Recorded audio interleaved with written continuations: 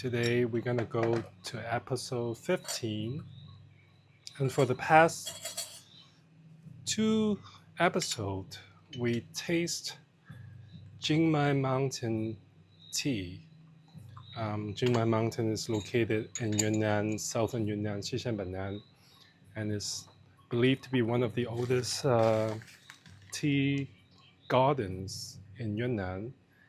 And you try the white Yunnan Jingmai and then the red Jingmai.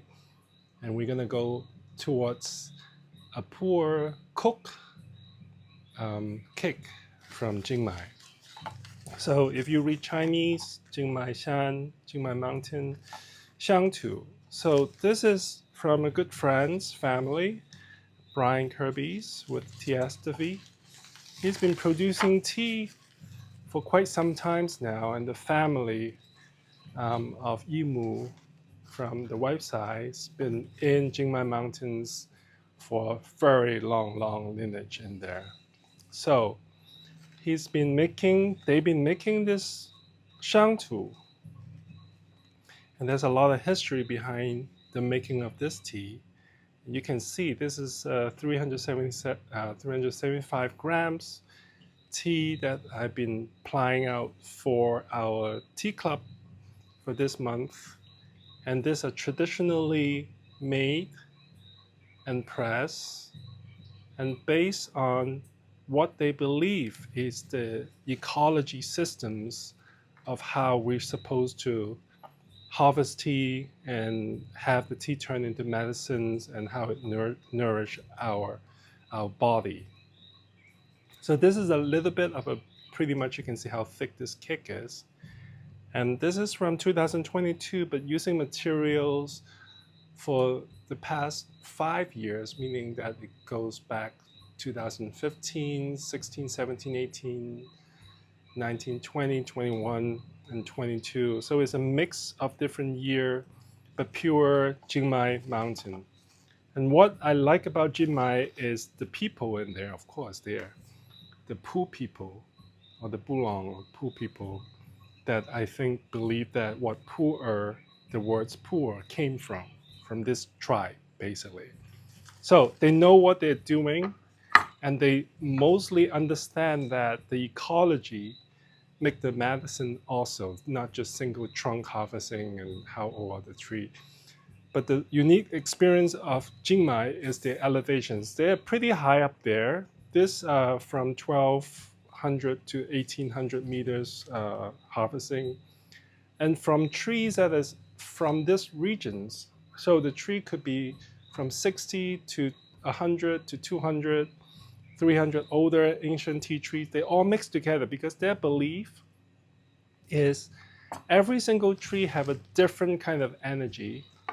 And if some tea have more cooling energy, then you have to warm it up with some tea that have more warming energy. And that really depends on the locations of the trees, what facing, how high elevations, what kind of ecologies is it growing around it. So all this considerate to make a tea like this, then it's more balanced in a way.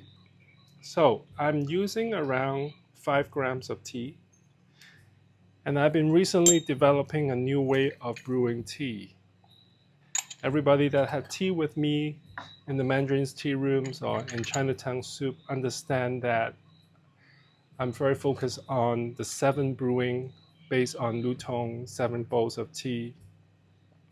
But then I keep thinking about maybe I am dissecting it down too much. Shall I just let the tea speak for itself, or full expressions of itself, not just what the aroma is in the first cup, or the body on the second, and the marriage, and the truth, and the chakra systems related to that. Rather than that, maybe I should just let it express itself. And what my challenge is, so how do I know when the tea is expressly fully without me judging it? Right? As you know, making tea is not to judge the tea, drinking it with a group of people is not judging how good the tea it was offered. It's just to enjoy it. It's really just to let it sit and understand it. So when you let it sit and understand it, what are we actually sitting and understanding it? So this has been rinsed. It takes a little bit of time for your body to really listen to it and to feel it. So when you drink the tea, immediately you got the aromatic and the taste. But how is the body really think about it? So you need to give a minute to the body to really feel what is the effects of it, right? So how we feel about the tea is more important than getting the aroma out or getting the body out or getting the both simultaneously, and how strong the cha chi and all that kind of thing. It is, I think, is a little bit more trivial. But still, we need to have an understanding of those before we can push our skill in a way. So when I brew this and rinsed it, you can see how dark it is. I'll cover it. Feel the heat with your fingers on the side of it. Feel how hot it is. It should be boiling, of course. You can feel it. You can see what is the medicine is doing. Take a smell of the lid. Look at it one more time to see the reflections of how glossy or dulled the color of the tea is. Then you pour it out.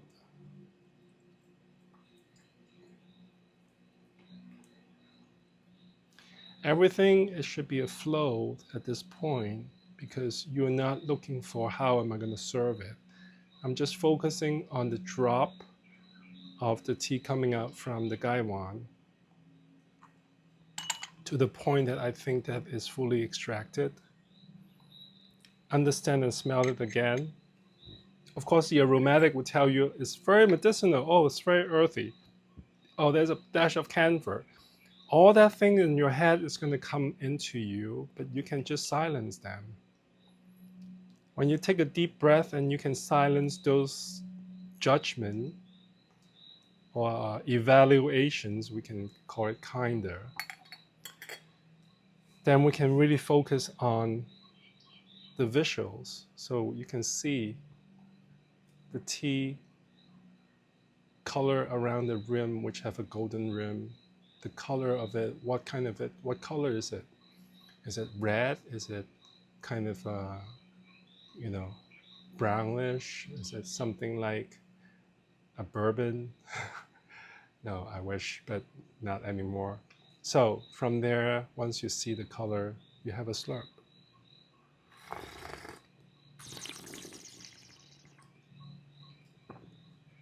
Let it completely cover your mouth and let it follow down that water that the tea is softening your throat. Let it go down and sits in your stomach for a little bit and feel that heat of that water coming back up. And that moment, I think the time will slow down. A lot of time people ask, what is the point of drinking tea? I think I always answer as to bring your time from your body coming back, which is not the same as looking at the watch of 1 second, 2 seconds. It could be more following to your breath, your heartbeat, or whatsoever that is, and back into your own rhythms. And that rhythm is very, very important, because if we go back to that rhythm, then you will slow down. Okay?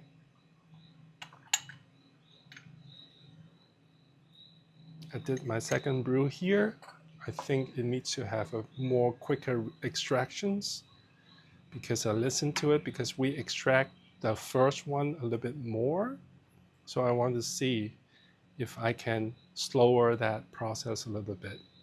At the end of the day, we're drinking many cups till you don't want to drink it anymore. So we're ingesting all of that.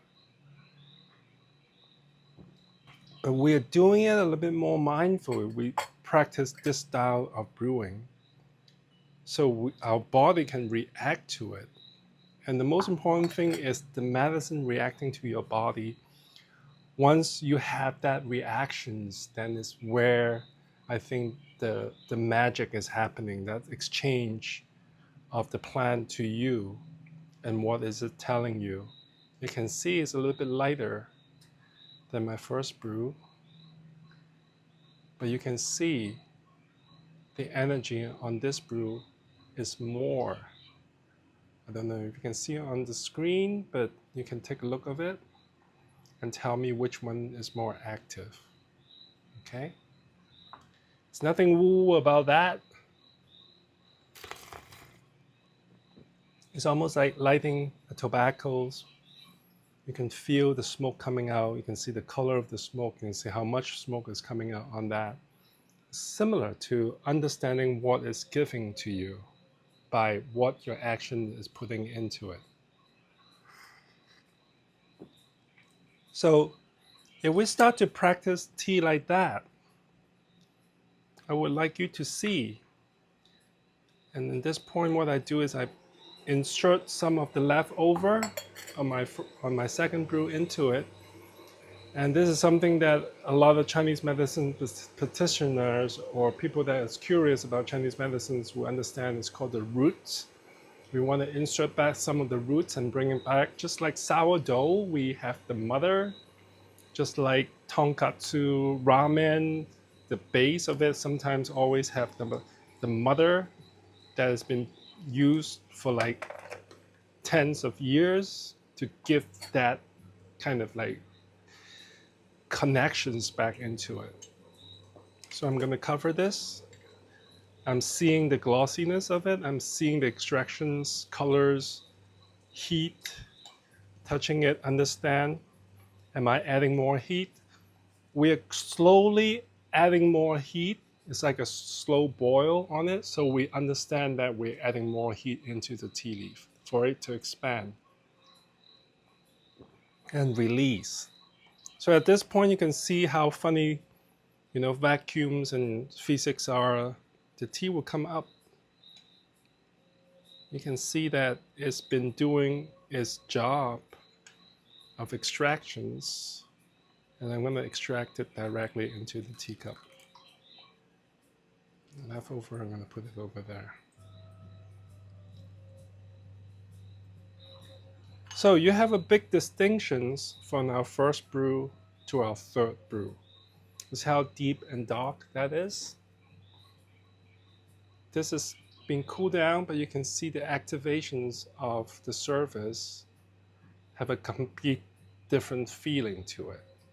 So try to feel it. Try to have a conversations with it. It's okay to make up stuff to talk about it. That's what it is. Once you have open connections of conversations, then you get more understanding of it. No matter you think that this is something that, I'm making believe out of it, but your body will not lie. When it goes down to your body, when the qi rises back into your stomach, that goes all the way to your heart, to your throat, to your head, you can feel that. You can feel the L-theanines working. You can feel the medicine is working within you. You can start to feel relaxed, light sweat. The contradictions of cold and hot. You're drinking hot things, but you are sweating cold. Like feel almost like you're on the beach on a very beautiful sunny day and you sweat, and then the air of the beach from the oceans stride it, and that sensation refreshes you.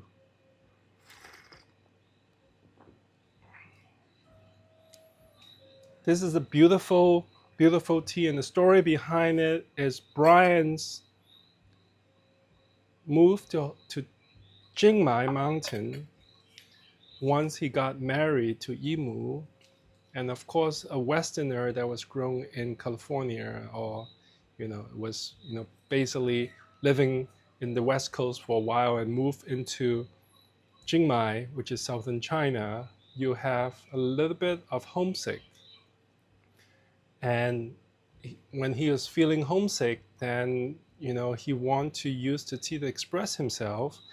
I'm butchering his story, but this is basically a tea that he made for himself to realize no matter where he is, as long as he called it home, it became home itself. So there's no homesick in a way, because he's celebrating where he is. It doesn't matter where he came from. That's the past. It's the now. I think that's the moment of understanding, and having that intentions to make a tea like this help us to ground.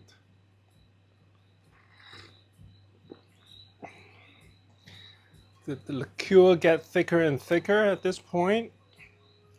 The power of the tea really comes through. You can see the extractions of it so fast in a way, because that's different years of the same mountain plantations or ecosystems in the jungles that, adds into this recipe. And you have different year of expressions of it, and the heat of the brewing create different layers to combine that all together and create this beautiful Jingmai tea. And again, the point of actually showcasing this episode 15 Puerh from Jingmai, Cook Puerh, is to have you understand that you have the red Jingmai and you have the white Jingmai. When it make it into a Shou Puerh, how does that taste? Do you find familiar understanding of those teas altogether, even though they are in different categories? And those are the conversations to start. So hopefully the next episode we're going to do a Xiang Puerh from this regions, or let us know, or we might continue the role of Shou, because this is really like the first initiation of a Shou Puerh to you. And I brought you up into speed on understanding how the red and the white is, and now have the Shou. If you want to do a Shou Puerh, a Cook Puerh from one of the older archive to get more understanding of Cook Puerh, I'll gladly to do so. So hope you enjoy the way of this kind of brewing ideas. And this definitely need to be practiced on. This is a good way to have a new practice of the same idea of making a good cup of tea. So thank you everyone. Hope you enjoy.